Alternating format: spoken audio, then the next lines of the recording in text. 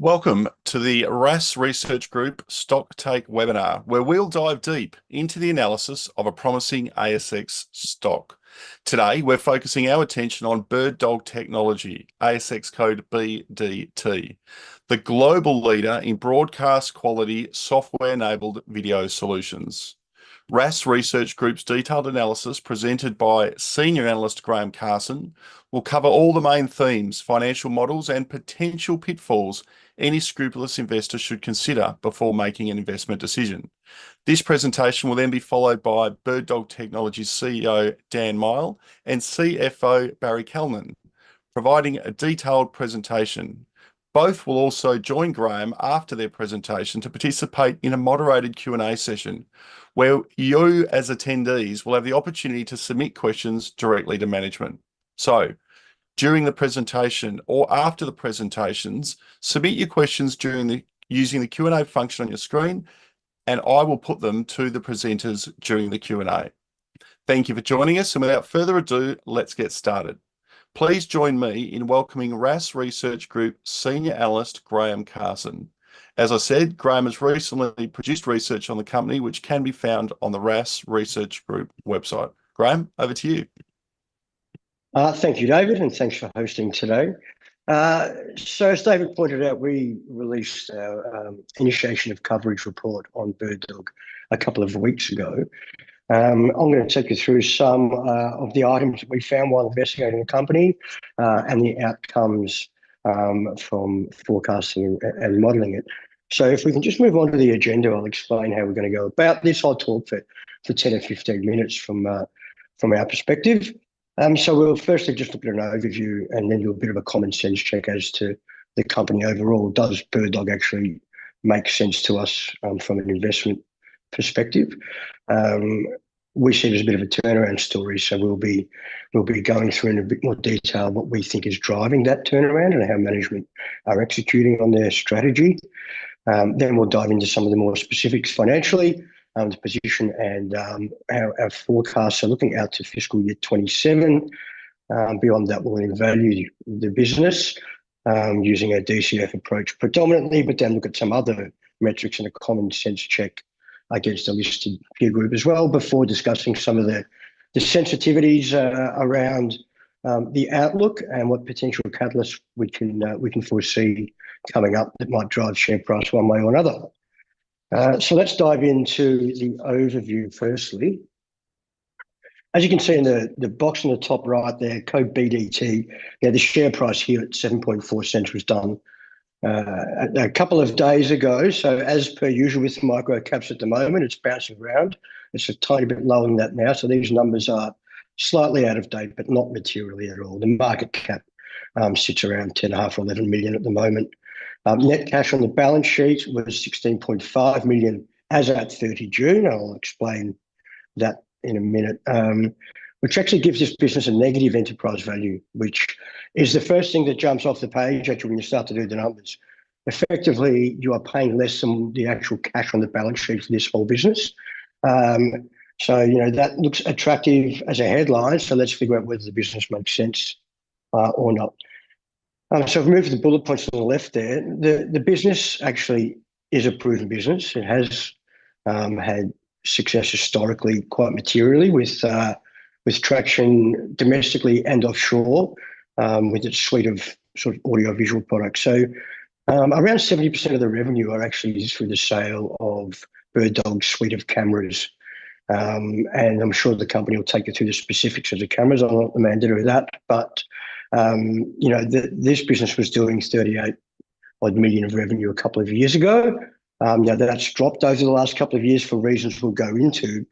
But it is a proven business. And then it's got other products around that as well, converters and other ancillary products and tech solutions for similar end user markets. Sales are actually dominated by North America, where around about 60% of the current sales, and from our perspective, our forecast sales are expected to be generated. As with a lot of micro caps, this was IPO'd 2 or 3 years ago, and it's gone through that journey of a founder-led IPO that has since had to go through a bit of an evolutionary period, probably to find its feet and then to I guess, reposition the business now for what we think is a reasonably good outlook going forward. So among the things that the management team have had to address, and Dan and Barry, the two people who will be speaking, are two of the founders effectively, but they have had some supply challenges. Obviously, post-COVID was the first one. They also had an issue with the contract manufacturer last year that really impacted the FY24 numbers. Those have all now been addressed. The business is clean, it's re-established, it's diversified, its supply base. Through the downturn, it's also right-sized the business by pulling out some costs. Again, I'm sure Barry, the CFO, will go through that in more detail.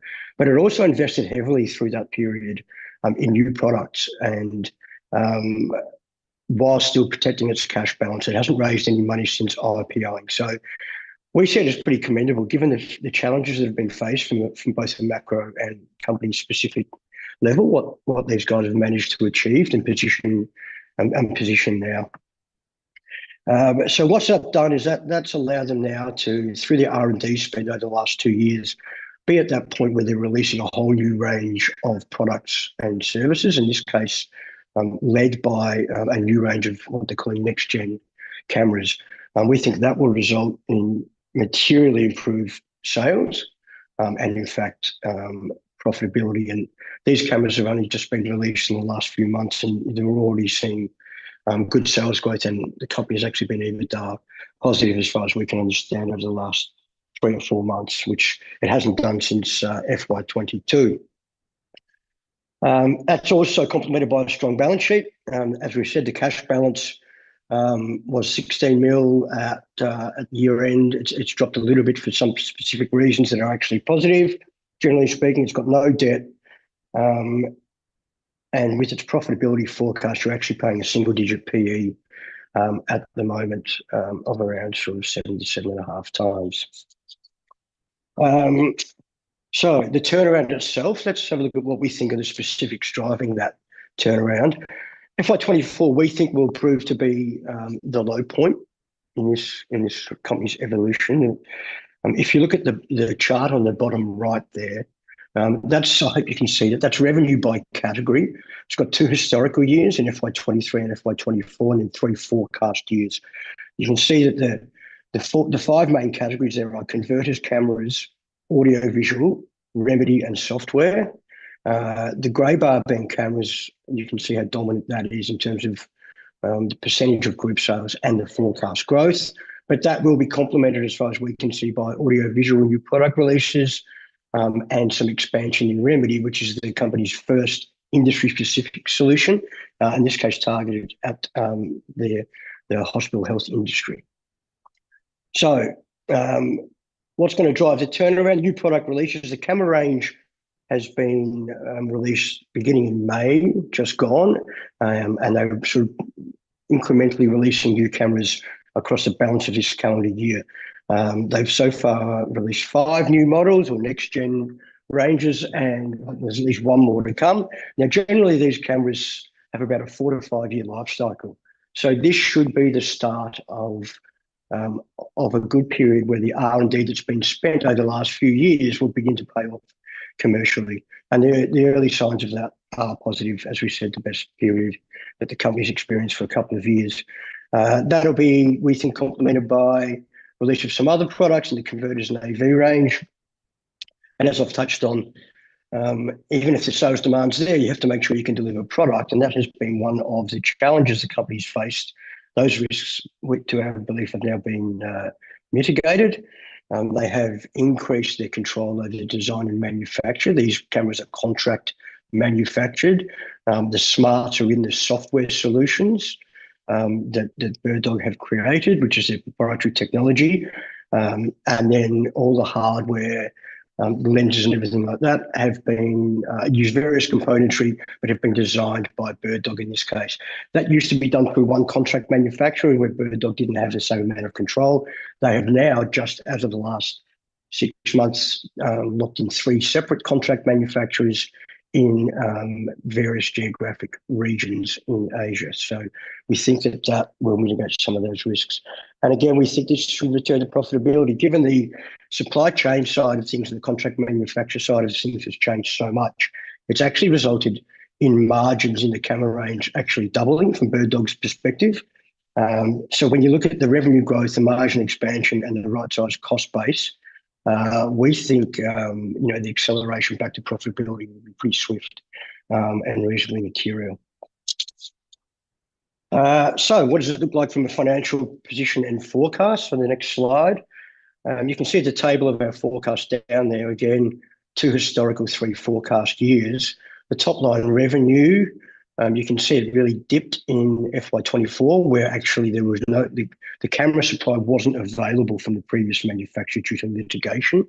So we see that as a bit of an outlying year, resulting in a serious loss for the business, some of which was due to a fixed cost base and lower revenue, but some of which were one-off items, all of which is detailed in the report. In short, from the FY24 base, we forecast revenue to grow at a compound rate of about 25% out to FY27 at 35.9 million. Again, not unrealistic given where the business has been in the past, so we don't see it as overly aggressive. And if you look at the EBITDA line in there, the operating earnings of the business go from loss-making to profit-making this year and then accelerating over the next 2 years. We also expect the business to be bottom line profitable at the NPAT line there, and that's actually enhanced at the EPS line by the fact that the company has executed a buyback or 2 buybacks over the last 18 months. Most recently, another ex-founder was bought out, representing around about 16% of shares on issue. So obviously, there's a cash balance downturn on that, but it's very accretive from an earnings perspective. Again, no debt, cash flow point in the current quarter. Now, that's basically due to that buyback and also the fact that there was a litigation settlement and finalisation with the previous contract manufacturer at a cost that had to be paid by BirdDog. But that's been done in this quarter, and that matter's now been finalised, which we think is materially positive. So all our forecasts are organic. The business is obviously in a position comfortably to fund it. In fact, there's growth optionality, we think, for other initiatives if they see fit, given the cash flow positivity and the cash balance of the business. So how do we actually value this? The valuation, the former valuation we have reached is 27 cents per share. Again, keep in mind this is trading somewhere between 6.5 and 7.5 cents per share. All the metrics we've used are in that table there. I won't go through those in detail. It's explained in the report. But some of the other key metrics that we don't use for formal valuation, but it's certainly interesting, and we think certainly support the valuation story. If you look at the PE ratio on this business, it's now below 8 times in the current year, and due to the growth in 26 and 27 that we forecast, you're paying very low single-digit PEs for a business that has got an NTA, net tangible assets, of about 13.6 cents per share, which now is around about the share price is about a 50% discount to that NTA, and that NTA is basically cash plus inventory. And then the actual just cash alone equates to 8.3, so that's an 11 to 15% discount that you're paying at the moment on that. And again, a negative enterprise value, which is very unusual, particularly for a business that is, as we said, profitable and will become cash generative almost from this day forward. Now, then we'll look at the peer group. The peer group in the Australian listed market is reasonably limited in terms of genuine like-for-like comparisons. The most relevant business is Atomos. Now, Atomos has faced problems, probably more material than what BirdDog has, and it's been recapitalised and relisted quite recently. It's got a market cap as of a couple of days ago of around 40 mil, which is a lot more than in BirdDog's. It's got slightly higher revenue, but not much, and is probably similar EBITDA profile, actually a little bit weaker depending on what they deliver this year. You can see, look at the rest of the businesses, slightly different in profile. Some of them work in the same end market. but most of them are hardware and software combined sales businesses. Now, some of them are a lot bigger. And if you look at the pricing of them, if you cast your eye to the EV revenue multiple and the EV to EBITDA multiples on the right-hand side of that table, you can see that universe of stocks is trading at 3.5 times revenue and 20 times 1 year forward EBITDA. Now, we're not suggesting that BirdDog should trade on those multiples due to the other businesses in many cases are larger and more established. But given that the metrics in BirdDog are in a turnaround phase and there's serious growth from there, we thought we'd apply those metrics just to see what the valuation came out like on BirdDog. You can't do a direct comparison at the moment because it's got a negative EV. But if we just put those metrics in to BirdDog, and if you placed it on 3.5 times revenue, that would be an EV of 93 mil on the low point in cash, which is 66 cents per share. Obviously pretty aggressive. EBITDA of 20 times on current year numbers, which is early in the turnaround. Again, that puts it at 29 cents a share. So from what we can see, pretty favourable from a valuation perspective. So what can go right and wrong? The key sensitivities of potential catalysts on the next slide. When we talk about upside case and downside case here, we are talking about it relative to our current forecasts. So where do you think they can deliver ahead, or where will they miss on our forecast?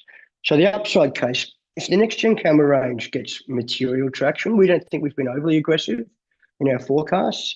Obviously, that will drive revenue growth further, and that'll flow through to what has become a pretty good right-sized cost base at the operating level. Also, another potential upside is the rollout of new solutions, and we call out Remedy here. That's the medical solution that I spoke of earlier. We haven't been aggressive in our numbers on that, and I note that management appears to be increasingly confident about the pipeline and traction they're getting there. So we think that's an area of upside surprise if BirdDog can deliver, and the guys I'm sure will talk about that a bit more. Obviously, they've also got a big cash balance there that they don't need for the operating business. So, what do they do with that? Does it become an acquisition story? Does it become a more aggressive rollout story? We don't know, but we think it gives them optionality for other growth initiatives. Downside case, obviously, if the camera sales fall short of expectation, or if we get a big ongoing level of material weakness at the macro level, the sales level, be it geopolitical or regional specific, and again, that can flow into supply chain issues, any outlying events there, given things like semiconductor chips and the like, and other componentry is pivotal for this sort of business. The catalyst that we think might drive the price in the coming months would include the upcoming 4C, which will be, I guess, the end of October, and then the AGM. And that'll give us a very clear line of sight on what the early traction's been like on these next-gen camera ranges, and it will hopefully also show that the business is returning to profitability. I don't know if the management will give any outlook statements for FY25, but if they do, I think that'll give people confidence if they're positive. And then I think there's an obvious re-rate story here as well as a catalyst, as some of these things play out. When you've got a business with a negative enterprise value, it doesn't take much to materially move the dial off that we think is a pretty low base. So that is our synopsis on BirdDog. As I said, the report was released a couple of weeks ago and is available for everyone if they want to go into a bit more detail. Thanks, Graeme. A great analysis and really setting the scene for the company presentation. Remember, as Graeme's mentioned, a copy of the recently released research on BirdDog can be found on the RaaS Research Group website.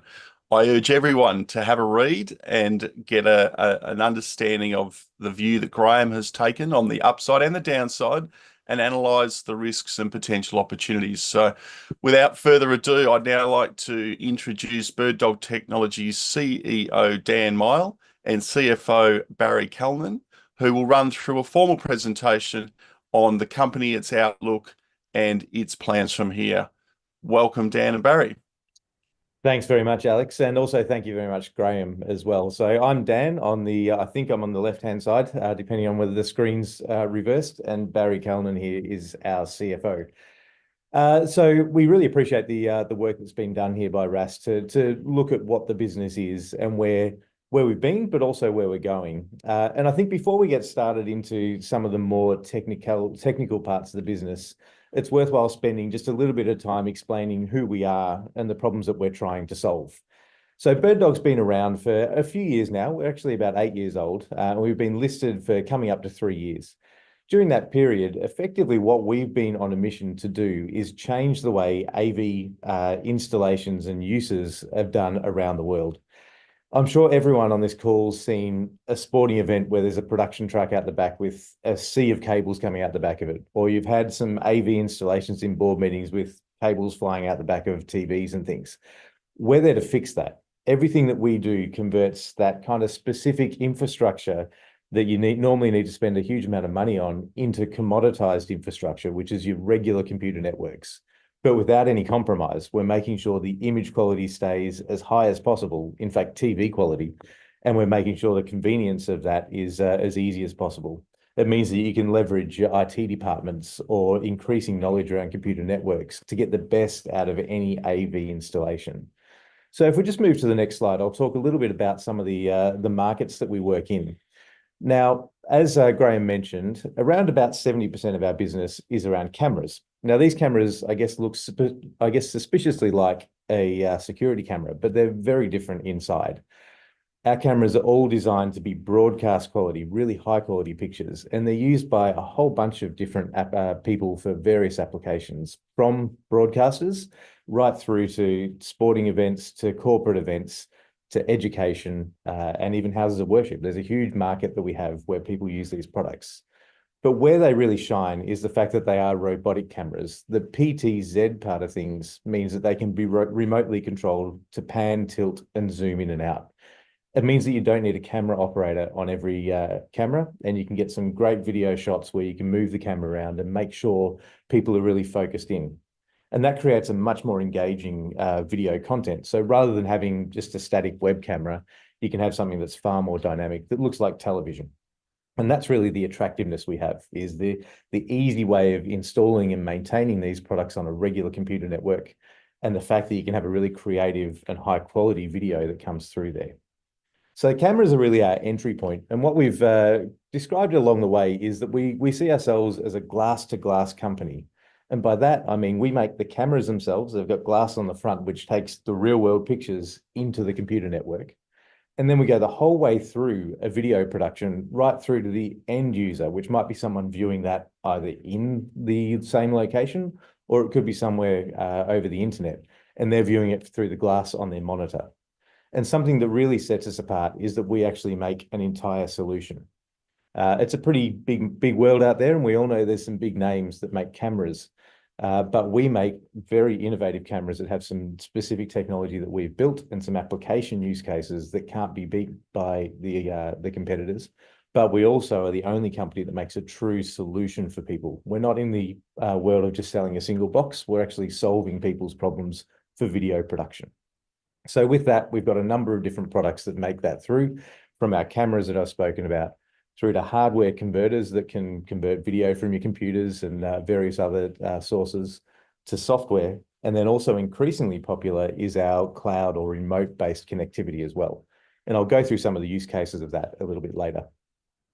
Proudly, we're an Australian company. We're based here in Melbourne, in Collingwood, born and bred, but we actually sell most of our products, and most of our revenue is attributed outside of Australia. And for us, that's great. It gives us an element of insulation for various different countries having potential challenges. And we'll get into some of the challenges we've had ourselves over the last 12 months. But having a global access to market means that we really can get scale. And we've seen that, and we've really gone toe to toe with some of the largest companies in the world in this media and AV space. What's really important to us is making sure that we do things differently. We're not about making products that are just the same as everybody else. We build our own IP. All of our products are specifically ours. We don't take another person or another company's technology and just put our label on there. BirdDog cameras, and especially our new generation cameras, are very much from the ground up designed by us. So speaking of our new generation products, we have been through quite a transformation, and look, it's been an interesting year, but I personally, and actually I'm speaking for the whole team here, have come out of this far more energized than maybe we would have expected. We've built this next generation of cameras that are now starting to ship. We've changed the way we actually launch these products so that we're announcing them on the day they're available, which is something that's really unique in the industry. And it's allowed us to really capitalize on the excitement of these new products. So we're only part of the way through in the release of these new products. We've seen industry recognition, and I'm also proud to announce that we actually just won an Australian Design Award for our products as well. So not only from a technical point of view, but also from a design point of view, we're really going against the best in terms of what we're able to deliver. Some of those awards we've won are industry peers, where they've seen the new technology we've been able to build into these products and can see the change that can make in applications and live production. So we're really excited about where we're heading, and that's really underpinned what we think is our growth story as we move forward. You can see here that we've had 5 of our 7 next generation cameras launched over the last few months. We actually have some more products as well up our sleeve that aren't just cameras.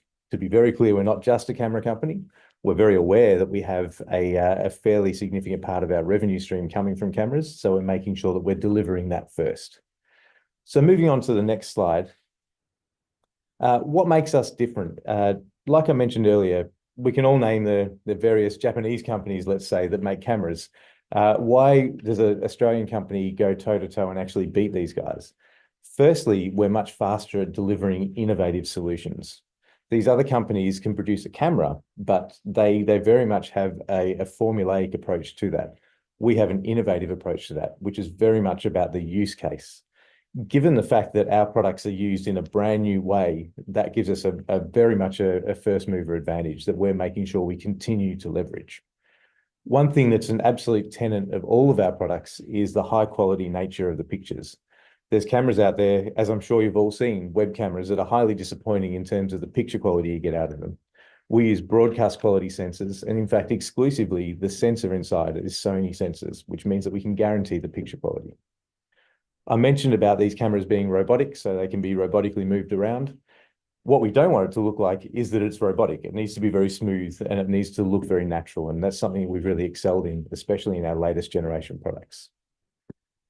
Some of the technology we leverage is a format called NDI, and that stands for Network Device Interface. And we were the very first company in the world to apply this technology to a hardware device, to cameras and converters. And that's really what was a catalyst for us moving forward. Now, we've continued to develop our capabilities in this NDI space, as well as other formats as well, which makes us an absolute leader and very much a repository of knowledge for this capability. And it means that we can produce products that, frankly, no other company can. So let's move to the next slide. Some of the other things that are really important is making sure that we're applicable not only to early adopters or new tech wizards. All of our cameras offer the ability to work in an existing workflow. So if we've got companies, even maybe in your meeting space, where you've got a camera that you're not very happy with, you don't need to rip out your existing system wholesale. You can use our cameras as a stopgap, and then in the future, leverage this new network technology that we've applied. And there's no other camera manufacturer out there that has the level of connectivity we have. It means that we can work in any application, and that's very much deliberate from our point of view. We want to make sure that we're not pigeonholing ourselves into a single workflow or a single application. And that's where it's really exciting to see the different places that these cameras get applied, or our products get applied. As I mentioned, everywhere from education, government, to tier 1 broadcast, right through to sporting events and corporate events. There's a huge amount of applications, and every day I'm really pleased to see where it pops up again. And in the background, it's a bit of a buzzword these days with AI or AI capabilities in various products. We've really leveraged that in our latest generation of products as well. So we can have these cameras effectively drive themselves. They're able to identify people and move around and follow them, making sure they've got the best shot. And we also have our industry-leading control software, which makes it very easy when you've got more than one camera to make them all look exactly the same and perfect. Something that's really quite unique and hard to do for a lot of other companies. So if we can move forward to the next slide, we'll get into a little bit more about the markets that we go into. I've mentioned a few of these names before. But something to really underscore is that we are a global company. Our path to market is through distribution. As Graeme mentioned, a substantial amount of that is to North America. It is the home of television after all. So yeah, we certainly see some great success in the US, and we see a great opportunity moving forward over there as well. In terms of the actual verticals that we play in or that we sell into, probably our heartland is the professional video space. And that's everything from people making special interest videos to broadcasters to sports, anyone that's doing effectively a content that they want to share with viewers. So professional video is actually something that's really been quite lucrative for us in the past. Broadcasters, I've mentioned, we've got some of the largest sporting codes in the US that use our cameras on a game-by-game basis. Again, that's really exciting. And we also see some really interesting applications like for rocket launches and all sorts of other things. But something maybe less exciting, but certainly very gives us a great opportunity to grow is things like corporate videos, earnings calls, conferences, training, that kind of thing. Areas that we're expanding into is manufacturing and security. These are actually really quite large opportunities that we're seeing here. In manufacturing, the fact that we can use our high quality cameras to detect if there's been some challenges or changes or issues in manufacturing processes, we've proven that we're actually an order of magnitude more accurate in terms of the quality that we can deliver, which means with the help of additional software, we can identify problems much faster. That's really important in manufacturing, especially in things like medical manufacturing. So if we move forward, the strategic sort of vision or direction we've got as a company is really to start, it's, I guess, in some ways, a land and expand. We've got our core technology that's been proven, and we're able to sell that into many different places. What we then need to want to do is expand out our core market. I mentioned that the live production is something that's effectively our core market. We're very much moving more into that AV space. And this is where that workflow or connected solution I was talking about earlier comes in. It's really important that we don't just sell a camera. It's that we sell the software and converters and everything that works together. And something, again, that's really unique for us is we have a control platform that is exactly the same across all of our products. And that's really attractive for system integrators around the world. It allows us to sell larger systems at scale. So as we move towards that, it's then making a global connectivity, which we've been working quite hard over the last few years on, our cloud-based solution.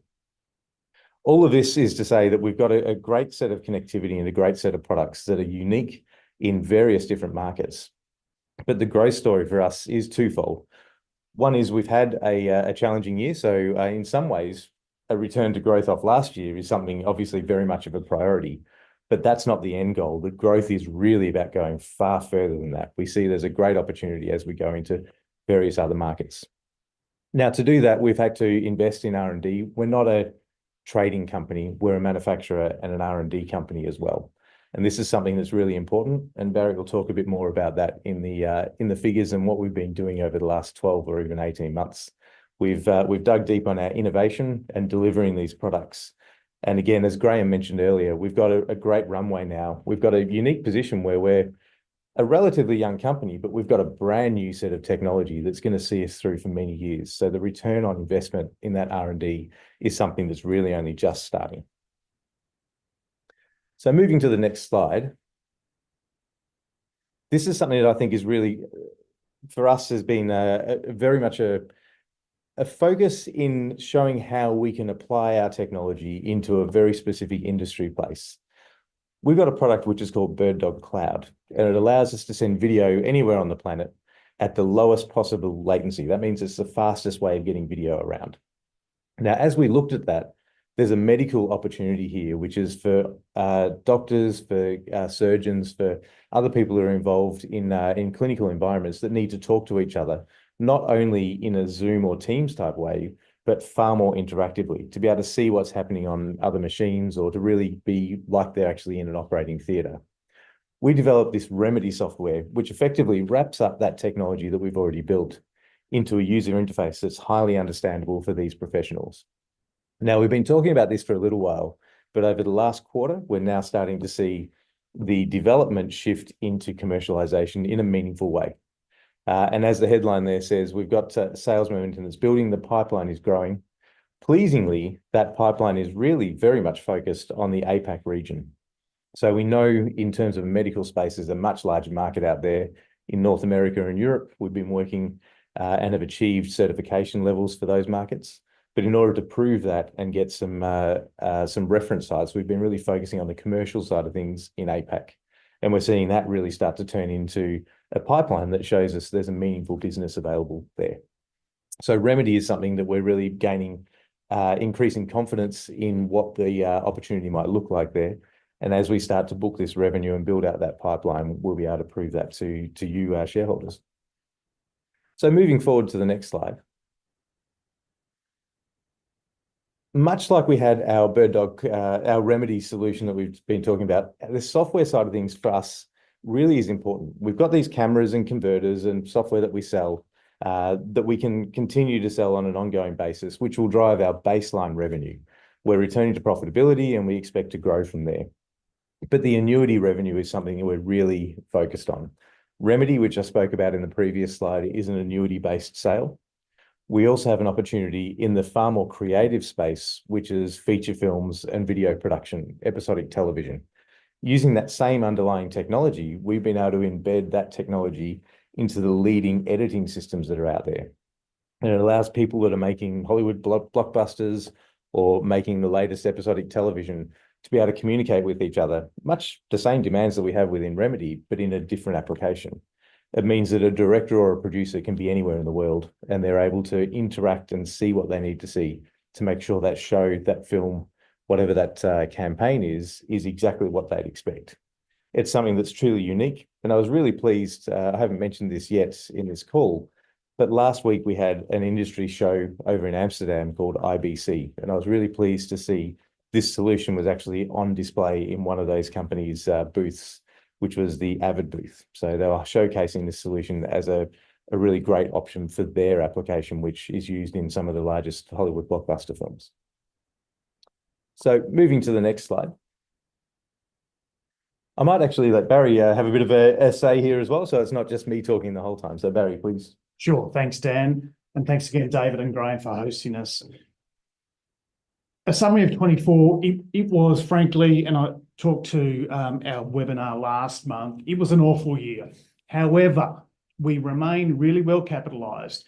12.3, that's exactly the same as it was at the end of August. In fact, at the end of July, the end of August, and at the end of September on Monday. That is north of 12 in cash. Why is it 12 when it was 16.4 at 30 June? We had a $5 million outlay in the month of July. So Graeme touched on the selective share buyback, which was 1.577 Aussie.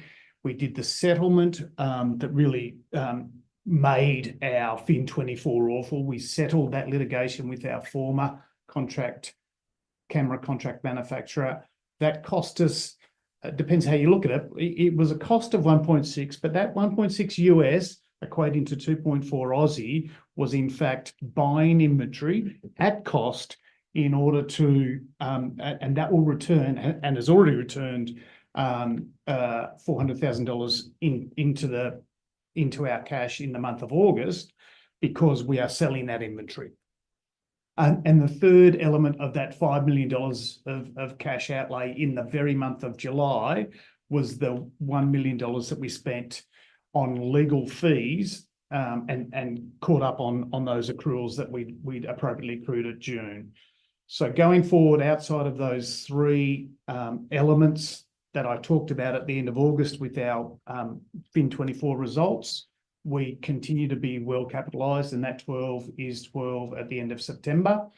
In terms of revenue, yes, it was down 36%. Graeme again touched on this from 28 to 18. That was primarily because we had that stop supply situation with our former camera contract manufacturer for the first 9 months, while we also developed, and there was an inventory depletion through July 23 through to March and even into April of 2024, whilst Dan and the development team and the engineers were working on the next generation of cameras. So that's that's why I described and we described FIN24 as awful, but we have dealt with the litigation. We have dealt with the selective share buyback, and we have dealt with the fees, the legal fees that come with the litigation. Off the back of that, in FIN24, we pushed our overheads down by $3 million, almost exclusively from a headcount perspective. We went from 48 to 32. Which was very close to being skin and bones in terms of our headcount, but we are now rebounding, and let's call it getting more productivity out of our 32 and 33 heads without cutting into the fabric of the business. It was a really intensive organisational restructure that occurred literally from December of 2023 all the way through to June of 2024. Again, that is done. One of the great things, one of the positives that has come out of the litigation was certainly the diversification of our manufacturing supply, both with the geographical diversification and the number. We've gone from 1 to 3, and we're actually looking at a 4th. That has brought elevated margins. And I will talk about June, July, August, and even September in a minute, but they are the margins that we're getting from our current camera contract manufacturers and what has been embedded in the months of June, July, August, and September are literally double our historical margins. So we're very pleased about that. Dan and Graeme have touched briefly on Remedy and Cloud, so I won't go too much into that, but there are annual recurring revenue opportunities there. In terms of our board, we are very lean, but we are very strong in both governance and structure. And we've also just finished our strategy, our annual strategy day that occurred recently. If we push on, the numbers for FIN24 to FIN23 are stark, but I've explained most of that, particularly the revenue downturn, the one-offs that we incurred in terms of impairment losses. Most of those have been through either the legal and professional fees or the non-cash impairments from the litigation. That was confined and consigned to FIN24. Again, we have dealt with that. Whilst it was a really challenging year, to have a net margin reduction of 1.1% between 21.4% and 20.3%, FIN23 to FIN24, in a really challenging macroeconomic environment, notwithstanding our litigation challenges that we have now solved, we were relatively pleased about that. I've talked about the $3 million of OPEX that was done in FIN24 and is embedded inside the FIN25 P&L. On top of that, we are moving premises next month, which will mean another $20,000 a month in savings, in real cold hard cash savings. In terms of R&D, we did double down on that during FIN24. We thought that was really important. One, whilst we were dealing with the former contract manufacturer and de-risking the business going forward by deploying 3 camera contract manufacturers during FIN24, we had to, and we saw it as compulsory, to ensure that we accelerated the next generation camera portfolio by spending another 50% of our FIN23 development or R&D spend and got it to 5.5. That will start to taper off. And I think, Graeme, sorry, I know, Graeme, that's in your forecast for not FIN25, but FIN26, but taper off slowly, not we're cutting that at all. So I have talked about the cash outflows and the cash balance, so we might flick to the next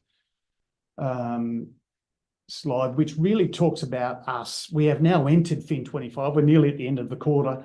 I've talked about the contract manufacturers and the geographical diversification, which opens up direct non-proposal GSA accreditation. We've dealt with the settlement of the litigation, and we've executed the selective share buyback. So we are done with, we have consigned to history The challenges of FIN24, two of those three challenges were actually consigned in the month of July, but we'd set that up through that last quarter of the June 24 quarter, which brings us on to products, Dan. Yeah, thanks, Barry. And hopefully that explains a bit more detail of what's been going on. We've got up here at the top BirdDog 2.0, and I really have been pushing this quite strongly across our internal team, but also externally as well. And this is really landing well. We very much are the next generation of what we were. I think out of any challenging time, you've got to lean into it and come out stronger. And I truly believe we have. As I mentioned right at the start, the entire team is far more energized than we've ever been. We're very much excited about where we're heading. In terms of the new product launches, I mentioned that at the start. And look, this is the engine room of the company. At the end of the day, if you break it down, we make products and we sell products. And that's kind of, at a very simple level, that's what we need to get right. Over the last little while, we've been focusing on making those products. And that's led us to some really encouraging numbers as we've been moving through. So we're starting to see those products come to market in a new way. Like I mentioned at the start, we've been announcing these products and shipping them immediately. We're not trying to make noise just to get people excited. We're actually delivering products that are able to be used immediately. And the important thing with that is the feedback we're getting for those products being used has been fabulous. The quality that we've been seeing has been really high in terms of the actual yield and what we're seeing with acceptance of people. We're not getting any products back in terms of either faulty or not particularly liked. So we're getting a very good reception for these. Now, as we move from delivering these products into market, it's really important that we don't get laser focused on just building products, because that's only half the business. If we make products and don't sell them, that doesn't help anybody. We've got great products. As I mentioned, we've been winning some awards. We've been seeing a lot of recognition. So now, as we move into the next quarter, as these products are starting to be embedded in our global distribution channels, the focus now is on the other side of the business, is to ensure that the pull through and that the demand for these products really goes well. And that's been really a laser focus for me as we're moving into this next quarter, is to make sure that as a business, we don't move ourselves into just being an R&D company, because that's to support the success of the business, not the only outcome of the business. The next generation products are showing really good uptake, as I said. What we need to do now is ensure that that doubles down, that we're taking market share from any competitors that might be out there and going into these new markets. So for myself and the entire commercial team, we're very much focused on that as we move forward. So BirdDog 2.0 has had its first level of delivery, which is bringing those products to market. Part 2 of that is commercializing that to its full extent. So we've already seen some early success, which is a dramatic turnaround from an EBIT level in terms of the costs of the business versus the revenue. That's aided by the enhanced margins that we have. Now what we want to do is enhance that entirely, or grow that entirely in terms of moving that the commercial growth moving forward. So moving on to the next slide. Continue on with this BirdDog 2.0. These legacy challenges, and I'm conscious that I've been talking quite positively this whole time. Barry did mention we've had an awful year, and I did do that in our last webinar as well. We had a really challenging year last year, but those challenges are very much solved and they're very much behind us. What we did manage to do, which is really exciting, is whilst those challenges were on, line ourselves up for where we are now. So Barry mentioned earlier, we've had 3 consecutive months of EBITDA positive. Look, it's not incredibly high in black, but it is black, which is something that we're very excited about, considering where we've come from. And that's a very stark and very quick turnaround that we've seen there. So I think, Graeme, you mentioned earlier that it is somewhat of a turnaround story. Certainly at that EBITDA level, we've seen very much a turnaround that was almost like a light switch going off when we had these new products launch into market. I'm really pleased at the team's efforts in terms of the margin. That really makes everything about this business so much more easy in terms of moving towards success. Having double the margins with these products that are holding. We're seeing that not only with selling into the distributors to begin with, but also with reorders and continuing on. We're not having to discount to move those products. I mentioned very briefly we had a trade show last week. This is one of the 2 major trade shows in the video production or broadcast industry. It's called IBC, which is International Broadcasting Convention. We were there, and it was the first time globally that we were able to show our new lineup, and it very much landed positively with all of our partners and also customers. Some of the meetings that we had, which in some ways were challenging because there were some questions asked about what we've been doing over the last year. How come we haven't seen these new products sooner? But as we explained that story of we're actually delivering these right now, they're available as soon as we've announced them, it very much landed and resonated with all of our partners, but also our end users. So we're very excited about what that means, and we're living and breathing that moving forward. I mentioned briefly before, Remedy, which is our medical solution, is now building that momentum. We've got the pipeline built. We're seeing that now start to turn into commercial outcomes as well. With this quarter that we're in now, we're looking at meeting our targets for that, which are modest at this stage, but we're seeing that growth trajectory start to move forward. So moving on to the next slide. Looking at us from our priorities and outlook, where do we see things going? And we're getting towards the end, and hopefully there's some questions that we can answer for you as well. I think for us, our key priorities are consolidating what we've been doing and then growing from there. We're not looking to explode out at this stage into 10 different other markets. We know we've got a core business that's profitable, that can be profitable and can grow. We need to get the market share back that we've frankly let go over the last 6 or 12 months with the various supply chain issues.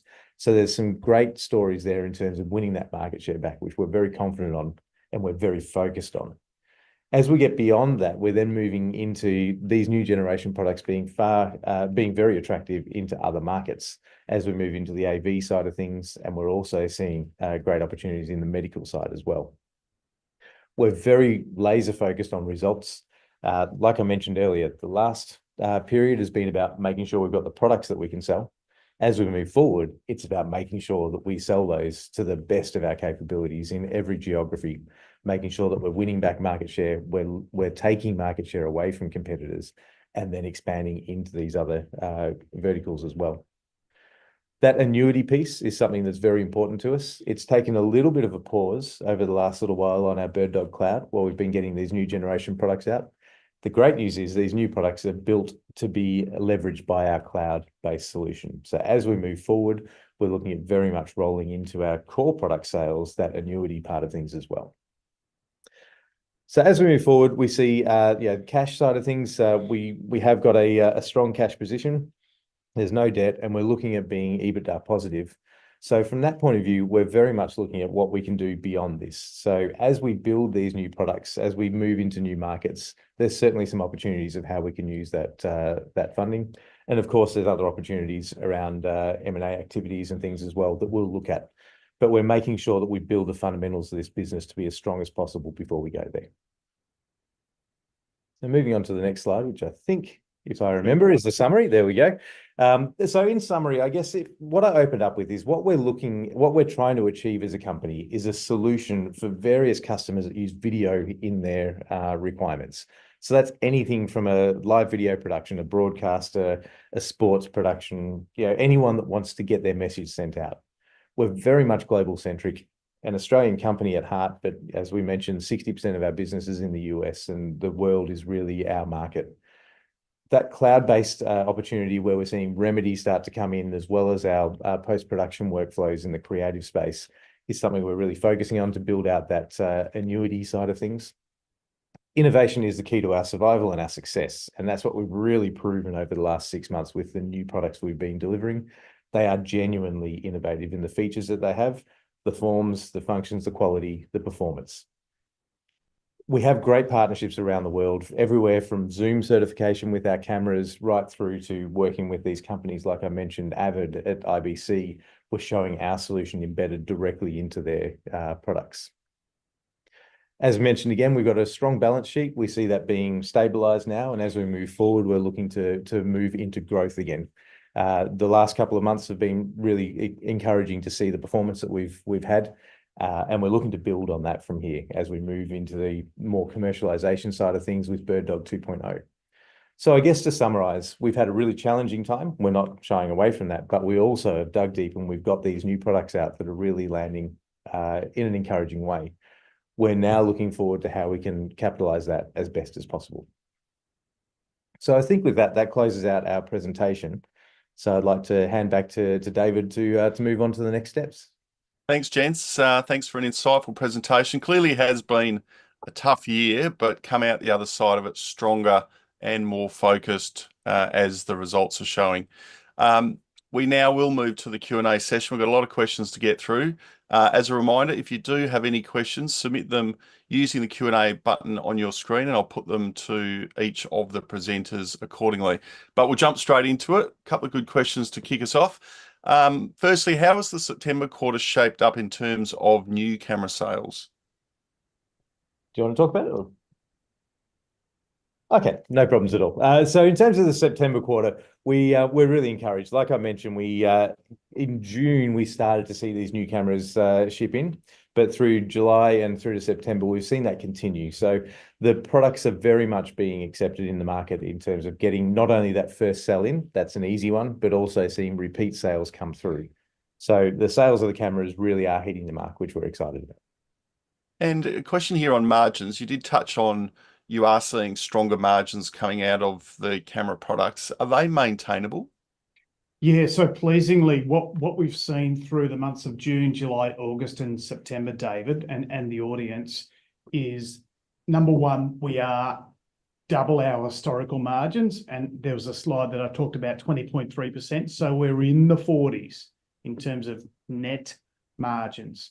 That's great. That has been evidenced through the months of June, July, August, and given that September ends in 3.5 trading days, 3.5 trading days, the same. So yes, very pleasingly beating the budgeted margins each month, July, August, and September. So we now consider them embedded, but of course it's always a watch. There's a question here in terms of demand. You did touch a little bit on demand that you're currently seeing, but also what you expect to see. What can you give? What can you tell the audience in terms of demand going forward for next gen camera reorders? It's a good question. So as I've sort of mentioned a couple of times, getting the first order is the easy one. We can fill the market in terms of getting inventory available around the world. What we're really focusing on now is building that demand from the other side. So we've seen encouraging demand so far, but as far as I'm concerned, we're about taking that market share from other people and building that further. So for us, the focus absolutely is making sure that we don't only work with the encouraging signs we've got now, but increase that substantially more by building through that market demand. That's awareness campaigns. It's about working with our end users as well as our channel to build through as much of that as possible. But we're certainly seeing early signs are looking really great. You touched on, obviously, the negative aspect of a supply crunch in the last 12 months and the litigation that you've just cleared up. There's a question here from the audience. How do you overcome a supply issue going forward? So moving forward from here, I guess what we've done is embed some safety nets in the business. We haven't gone from a crisis to lining ourselves up for another one. We've learned a bunch of lessons from this. Last year was a year that we don't want to repeat. So we have a number of suppliers now that are in place. Not one of them is the only supplier for all of our products, of course. So whilst if we had a crisis that happened again with a particular supplier, we might have a single product line that's affected, we're not going to have our entire product line affected. So from that point of view, we've very deliberately given ourselves a level of protection there. Pleasingly, actually, the way we've engaged with these new suppliers means that we don't see that as being too much of a risk moving forward, but absolutely, we're very much prepared for it. Another question here on margins. What is the expected sales mix between the higher priced and the original products? And are these more expensive cameras holding a higher margin, or do you see a similar margin across the board? So our products really are quite even across the board in terms of the margins that we get. So clearly, if we could sell many more of the higher value ones, that's great because the bankable dollars for each one of those is great. As you mentioned at the very start, or Graeme might have, there's some macroeconomic issues around the world that we all are aware of. So the lower end products or the lower cost products are quite attractive in a number of markets, and we're seeing the volume come through with that. So from our point of view, having that mix of an underlying volume play with the lower value products, but having these higher value ones that are actually seeing that margin still hold up is actually a really great place to be. We're seeing, even as we push higher with some of the products coming out a bit later on, that same margin structure is really being replicated. and maybe just to supplement that, no next generation product that has been released in the last 4 months or the next ever is sub 40% net margin. Full stop. In terms of customers, and I know you've got a broad mix, are they more price sensitive or feature sensitive? And who are your main competitors on both of these aspects? So the answer is yes to that. There's depending on the customers. As I mentioned earlier, we've got a pretty broad set of customers. So at the lower end, it's price sensitivity. So we've deliberately made our products that fit into a price point that emotionally works well for that sensitive price market, but having features that stand out over and above. As you move up the value chain, though, as our higher end products, it's far more feature based. The price becomes less relevant, and actually, it's about the output, the functions, the technical specifications. So it's a tale of two stories, really. At the lower end of our products, very much it's a price play. At the higher end of our products, it's not about pricing it to a point where someone's going to buy it over, and to mention competitors, over a Sony or a Panasonic or a Canon. Price doesn't matter so much as performance. And sort of following that line, do you maintain margins across both, or is there a different in the margin strategy? No, the margins are maintained across both. We've approached the design of our products from the ground up to make sure that's supported. And in terms of the addressable market, do you have a good handle on the size of the market? And do you have an idea of what model will drive sales sort of across the board, or you're not pinning all your hopes on one product? But do you see one that's going to stand out across others? Look, I think there's a number of different markets that we play into. In terms of the model of going to market, we operate exclusively at the moment on a distribution model. That gives us reach into many different areas. That doesn't necessarily work for everything that we sell, though. Talking about Remedy, our medical solution, for example, that's a much more hands-on direct play. So depending on where we're going with products, there is opportunities for us to have a different path to market and approach. We've got some products that are going to be more attractive to a influencer or a more scaled out approach. And so with that, we'll need to talk with them directly. So I guess the way that we go to market is kind of twofold. We need to talk to our distributors and our path to market and make sure they're supporting us and have the products in the right place. But we also need to make sure that we're dragging through demand from the end consumer. And depending on the product, that'll either go via the channel or that'll go via direct with us, with that medical example. Just sort of honing in on Remedy, just while we're talking about it, what do you think the actual potential for Remedy is, and what is the sales strategy? Like you said, it is a hands-on, largely sales strategy, but how do you see the sales strategy rolling out for that product? So Remedy is it's a really interesting path that we've gone on with this. So we certainly see as an opportunity, as I mentioned, we're really seeing this pipeline build at pace now, and that's predominantly focused in the APAC region. We have certainly got our eyes on different areas as well. We're in discussions with various parties in North America as well as over in the UK, which extends into Europe.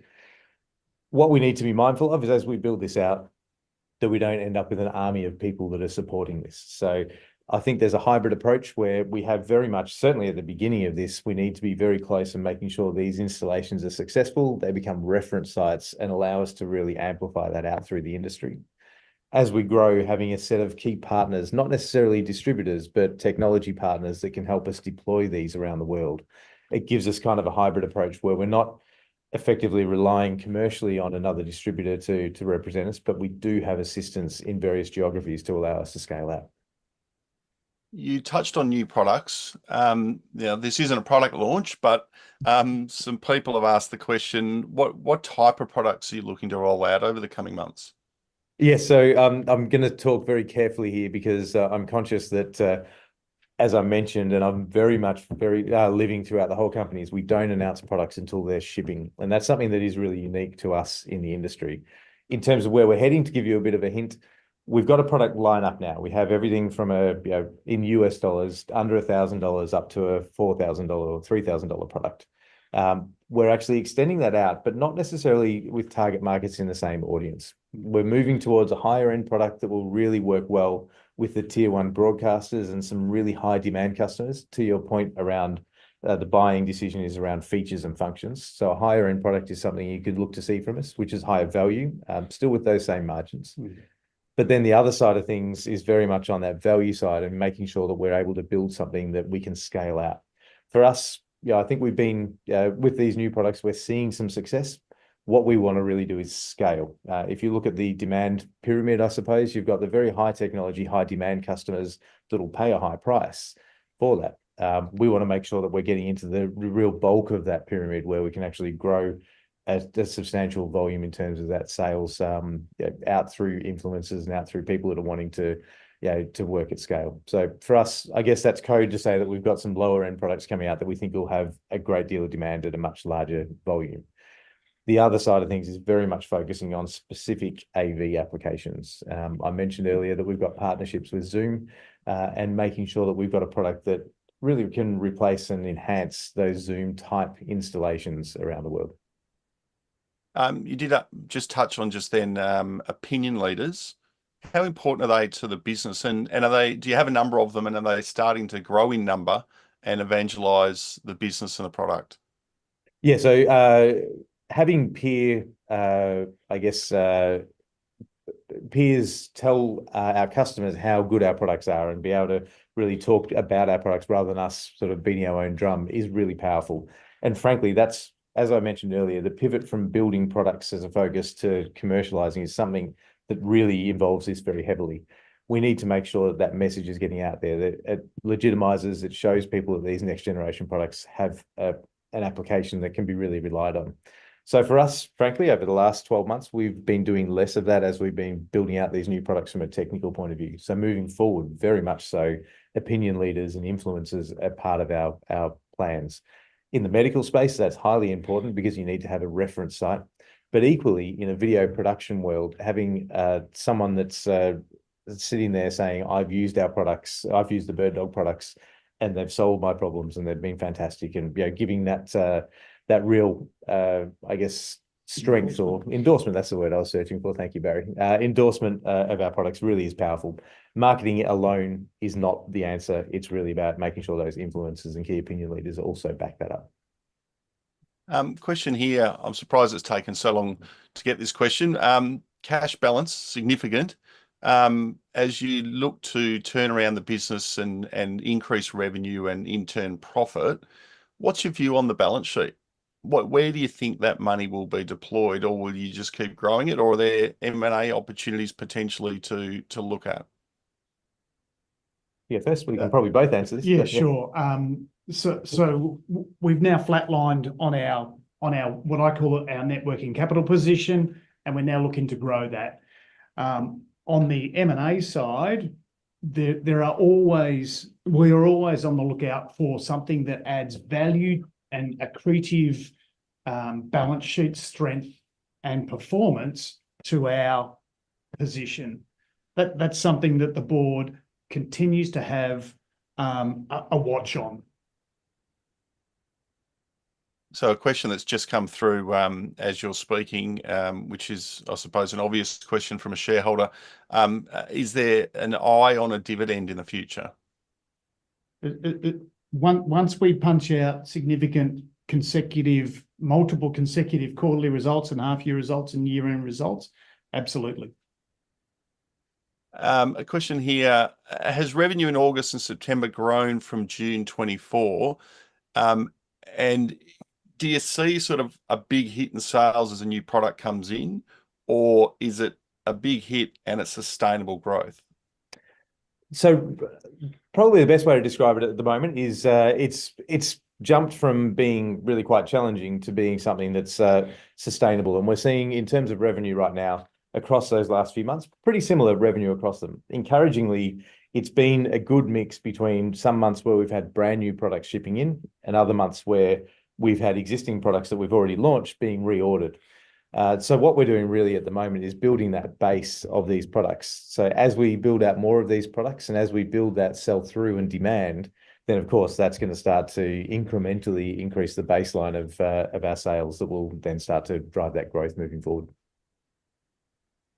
You touched on a second ago the settlement inventory. So part of the settlement was obviously a cash outlay, but it also unlocked a large amount of inventory that would then wash back through the business.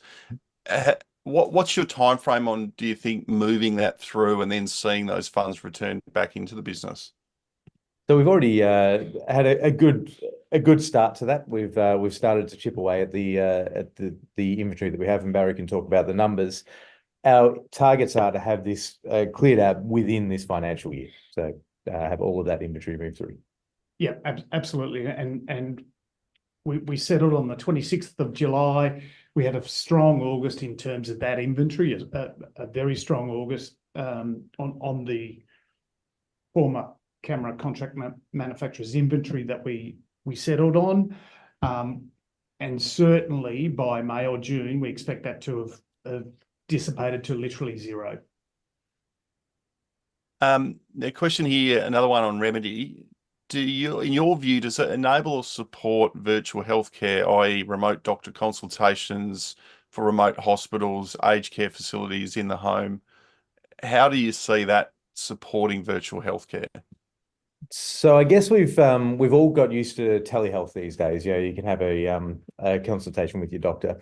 We're not looking at this stage at Remedy being that solution. What it is for a specialist to enhance patient care. So let's say, for example, you're in a remote area and you have some kind of health episode where the doctor there would like to phone a friend to get some assistance with that. It might be a surprise that happens more often than you realise, that there's doctors and specialists do like to consult each other in the middle of an operation when there's some challenging situations. So the answer is yes, we absolutely see it being used in that application. In fact, that's predominantly what it's designed for, as well as for training in new procedures. In terms of scale out into your local doctor with telehealth, the opportunity is there, but right now the near-term opportunity and the growth that we're seeing and the scale that we think is there is actually in this specialist and medical device company areas. Question here in relation to settlement. Are there any other large cash payments still needing to be made in terms of the litigation or other payables? Done. What I described, thanks, David, what I described for the month of July, which is a massive $5 million Aussie cash impost, that's done. The settlement is done. It is now, the settlement payment was all about the inventory, and it is now returning cash to our balance sheet. Last one for you, gents. Who are the main competitors that you keep an eye on? Yeah, good question. So, yeah, we obviously want to keep an eye on things. Much like any industry, we're keeping an eye on what Chinese companies are doing. They've got a lower cost of business, of course, and they can come up with some innovative products. What we see is certainly our go-to-market and our grasp around the industry is very much building a moat around that, but we very much keep an eye on them. We need to make sure that we're ahead with that side of things. In a more traditional sense, the big Japanese companies are, they're well established in the camera market, keeping in mind that, a fairly substantial amount of our business comes through the camera side of things. In terms of other peers, there's another company that we will see in some of our presentations based out of the US called PTZ Optics. They're somewhat similar, but they only make camera products. They don't have that whole solution. So we don't have a direct competitor as such, but we're certainly keeping an eye on the space in terms of what's coming out of emerging markets, but also from the established players as well. Now, Graeme, I do have one question for you. I couldn't let you sit there through the whole Q&A without answering one question. How aggressive do you think your sales assumptions have been? Right, okay. So in short, not particularly aggressive. I think that my FY25 numbers, the current year numbers, represent the new release and effectively a rebound to a base of sort of 26 mil, which is below historical numbers, generally speaking. And remembering that cameras and new products are released throughout that year, so it's not a full year's contribution.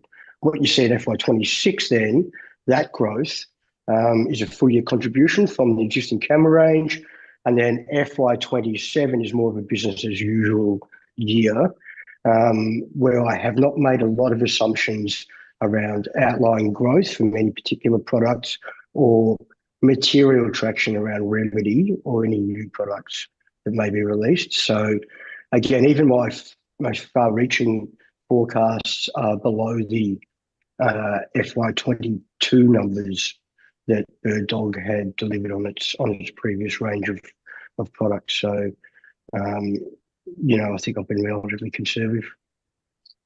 Well, that brings to a close the Q&A session and then the formalities of today's webinar. Thank you, Graeme, Dan, and Barry for presenting today. Insightful presentations, but I think the Q&A really unlocked a lot of the information that the webinar participants and shareholders alike wanted to gather. So thank you for presenting and participating in the Q&A today. Thank you very much. Really appreciate RaaS and everybody's work within the Q&A session as well. I've really enjoyed that. So hopefully that's given you some great insight into our business. And I would also like to thank each of you for your participation. We wouldn't have a Q&A session if you didn't submit so many questions, and hopefully we got the answers for you that you were looking for. We hope you found this webinar informative and valuable. We look forward to seeing you at our future events, where we will once again dive deep into the analysis of another promising ASX listed